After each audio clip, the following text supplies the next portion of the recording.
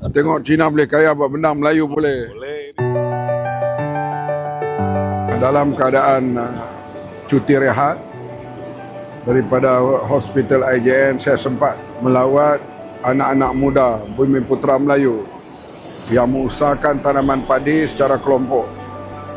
Mereka 3 orang yang dalam gambar itu adalah mengusahakan lebih kurang 45 ekar secara moden, secara berteknologi tinggi.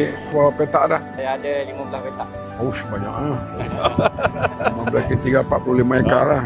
Oh, lajin saja. Semua lajin saja.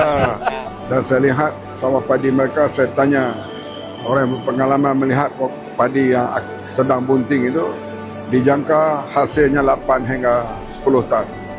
Jadi sekarang ini sudah lahir anak muda yang berani membuat sawah secara berkelompok dan secara sepenuh masa.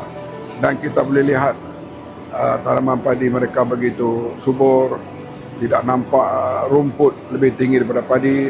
Dan saya yakin ramai lagi lah Bumi Putera yang berani membuat secara berkelompok dan tumpuan sepenuh masa kepada tanaman padi, insyaAllah mendatangkan hasil yang boleh menjamin mata pencarian pada sekarang dan pada masa yang akan datang.